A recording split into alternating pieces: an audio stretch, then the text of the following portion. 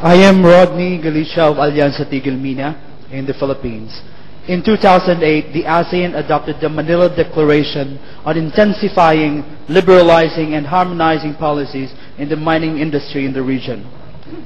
Through these, peoples, especially in rural areas and villages, especially indigenous peoples, have been evicted from their lands, leading to wanton human rights violation and a pandemonium of environmental degradation and exploitation. This time, Southeast Asian nations' response to the Millennium Development Goals has been put into the garbage bin. Later, our lands will be wastelands, giving out our resources and lands through free trade agreements such as the EU-ASEAN FTA. Hence, may I suggest, can we make the ASEAN Economic Community blueprint a green print and add another pillar in the ASEAN, the environment, as the most important thing? With the ASEAN, my question is, with the ASEAN Charter at hand, can we make our economy engagements or economic engagements human rights based and progress without sacrificing the environment and the needs of the Southeast Asian people's children's children? From the On the question of free trade, I think there's another word that has to be linked to the word free. That is the question of fairness. So it's the free trade and the fairness.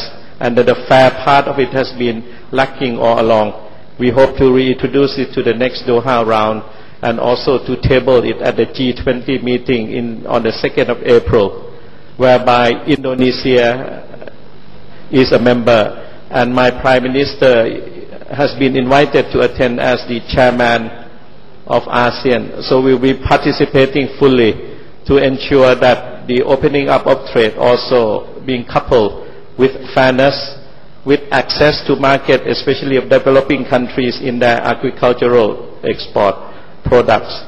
At the same time, I think we will be working also on how to ensure that the negatively affected sectors of the economy would be looked after. In the case of Thailand, we will have a special unit to look into the negative side of the FTAs and so on.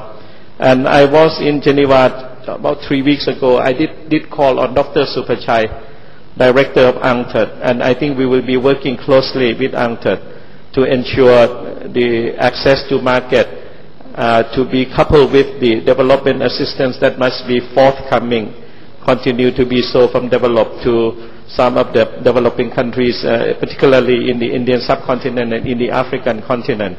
And we will be working also closely with the World Bank and the ADB. And hopefully, with His Excellency Dr. Surin, ASEAN could have a sort of special relationship with all the major world institutions. And I think Dr. Surin will mention that we will be co-hosting the UN Global Dialogue soon. I think Dr. Surin could give you more detail. Do we need a new model for growth, for economic development? I think this crisis demonstrates at least the need for a new thinking, the need for a new beginning for our international economic and financial systems. The word sustainability has never meant so much to the international community now.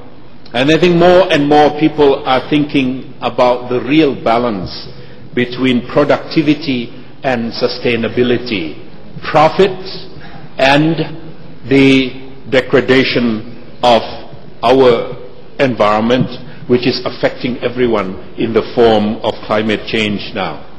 So I think the idea, something like the gross national happiness, GNH, is going to become more and more relevant. The idea of sufficiency economy, living in the balance, living within our means, living with respect to our own environment, is going to be a very, very important set of new values for the entire international community, not only for Southeast Asia. And that is also true with what they call extracting industry, the mining industry, because once you open up the land for mining, you certainly are going to hurt the land, you're going to affect the land, you are going to degrade the environment around that piece of land. In some countries around the world, there is a very strict law. And this is something that I'm sure the ASEAN governments will have to think about, and that is how to rehabilitate lands that have been exploited, land that have been opened up for extracting industry, mining industry. I can only tell you that we want to hear from you. This is the question: how can you participate? How can you be guaranteed of your access to us?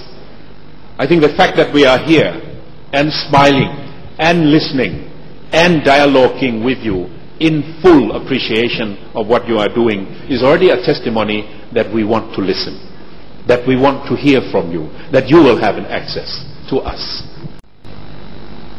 Yes, I have heard from Plan Mae Bot Chumchon, the master plan for community building. People must be the center of development. Listen to the people. Stop violating the rights of the people. All those things are the things that we are committed to do. And thank you very much for reminding me of that again. Indigenous people, as the world globalizes, one would have thought that people would converge into a larger and larger and larger body of culture, rather than maintaining their identities, their cultures, their languages. The opposite is true. Because of globalization, a lot of people feel insecure. They want to maintain their identity, they want to maintain their culture, they want to maintain their language. The world is very much aware of that. And I think ASEAN will do well by protecting, helping, promoting those indigenous identities and cultures ourselves. That's the way to be a community of caring and sharing society, compassionate. I agree. But your agreement with me will not change the situation tomorrow. We have to go on a long journey together. Let us make our governments more sensitive to these issues. Let us appeal. And if the system is open, bring the issue to the awareness of the wider public. Elect members into the legislature who represent indigenous groups, indigenous cultures, languages. That's the only way to go.